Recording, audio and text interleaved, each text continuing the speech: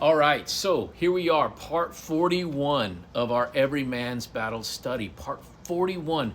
And we're going to get into this tonight a little bit deeper as we go forward. Please keep on going with me here. Don't lose hope. Don't lose hope, and let's keep on going, okay? I'm going to talk tonight about impurity right now. I'm going to read about this section. It's called Impurity is a Habit, okay? Impurity is a habit. We were talking to somebody today about that. Look, the problem you had for so long, because there was, so many different affairs that you had, was because it had become a habit. It had become a habit for this man. And so we got to get impurity out as a habit and bring in new stuff, okay? Impurity is a habit. Some may think that impurity is genetic, like the color of our eyes. I'm male, so I'll have impure eyes and an impure mind. But we can't blame our roving eyes on genetics, even though men are definitely more visually oriented than women. Some men see themselves as victims of impure eyes and thoughts, as if that excuse absolved them from all responsibility. Come on, I know guys like this. Even now, I know guys like this. They say that's just the way it is, period. And they truly believe it's okay. And they think it's okay with God. We tell ourselves a lot of lies in order to keep doing what we're doing, okay? And yet we do it in secret because we know, right? We know. The simple truth, impurity is a habit. It lives like a habit. When some hot-looking babe walks in, your eyes have the bad habit of bouncing towards her, sliding up and down. When some glistening jogger runs past you, your eyes habitually run away with her. When the Sports Illustrated swimsuit issue arrives in your mailbox, out of habit, you fantasize over the curves and the crevices, fondling every glossy image. The fact that impurity is merely a habit comes as a surprise to men. It's like discovering that the big bully has a glass chin, right? The big bully has a glass chin, and that you don't have to cower anymore.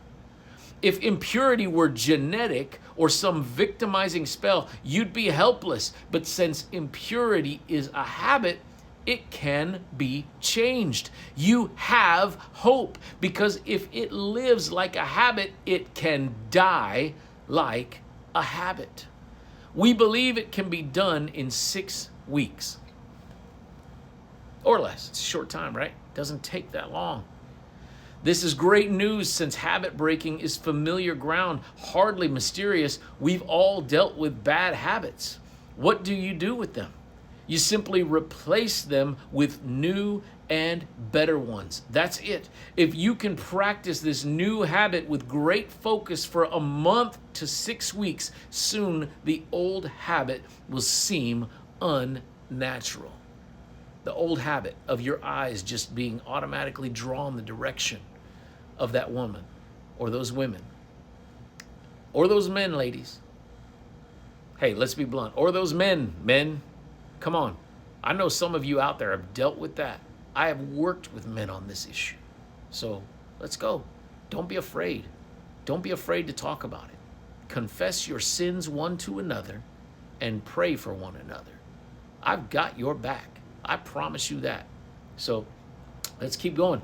Let's see if within a month to 6 weeks, you can turn your bad, sexually impure habit into something that feels completely unnatural to you. Sexual impurity is not a sickness or imbalance. For most men, our eyes love the sexual, and our bad habits arise from our maleness.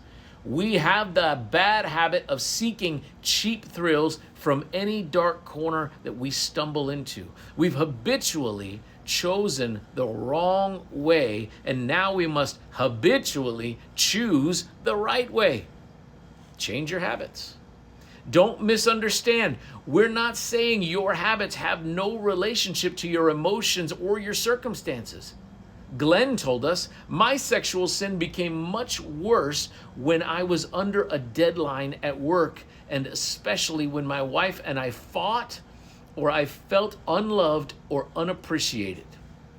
Right there, that might as well say Billy right there, right? I'm telling you, what Glenn just described was exactly what I would go through. It seemed at those times that I was compelled to sin sexually and could not say no. Honestly, I didn't think that I would ever change simply by changing the habits of my eyes. But guess what? Once I got my eyes under control, these same deadlines and fights no longer compelled me sexually. My impurity just seemed to wither away on its own. This is the kind of victory I see daily in men and in myself. It just tends to wither away. For Glenn, job-related stress and the lack of acceptance were not the root cause of his sexual impurity. The sexual impurity was simply one way he dealt with those emotions and circumstances. In short, he ran to impurity as an escape. But when he removed the sexual impurity, he began processing these things in other ways as an escape from the stress of work, an escape from the boredom at work sometimes, right? Pornography was an escape like a cigarette to a non-smoker. An every now and then thing. And then maybe that's all it is. Maybe it's an everyday thing for you. Maybe it's a multiple times a day thing for you. No shame. No shame. Let's fix it. Let's fix it, okay? Working like a habit. Impurity not only lives like a habit, it also works like a habit. The same is also true for purity. It works like a habit. What do we mean by that? Once we set a habit in concrete, we can forget about it. The habit will take care of business with little conscious thought, enabling us to focus our attention on other things. For example, we all have a habitual way of getting up in the morning. Many of us slowly climb out of bed, brush our teeth, take a shower, get dressed, and eat Wheaties with the kids at 7:10 a.m. We don't even have to think about it. We could do our morning routine in our sleep, and we usually do.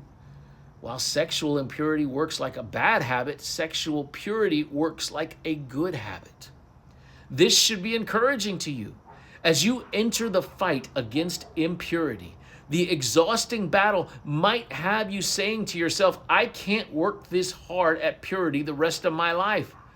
But if you can just hang on, just hang in there a little longer, the habit of purity will get a foothold and fight for you.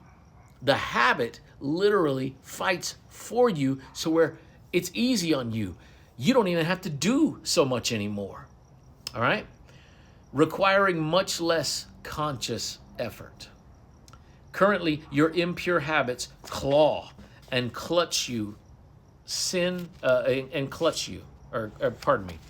They claw and clutch. You sin without even thinking. For instance, your eyes bounce to any short skirt that moseys by without thinking. Your bad habits start kicking in, but with the habit of purity in place, when a woman's dress flies up on a windy day, you'll look away automatically without even thinking. If you wanted to peek, you'd have to force your eyes to do so. I'm going to talk for a minute now. Turn that back on. Should I? Maybe. Gives me a little bit more light. Look, I'm going to address somebody that I know, not by name. Probably you're seeing this video right now. Buddy, I've got your back. You know that. You know I've got your back through this thing. But that story that I just read is exactly a story that you told me. In fact, you told me you were kicking yourself because you could have seen something if you'd only looked at her as she passed by or as the wind blew up her dress. That was the exact story. Isn't it amazing that that story that you told is right here in this book? It's not even about you. That was somebody else saying it. But I want to let you know, every one of you men especially, and you women that are watching, sexual purity is there for you. It's easy to achieve.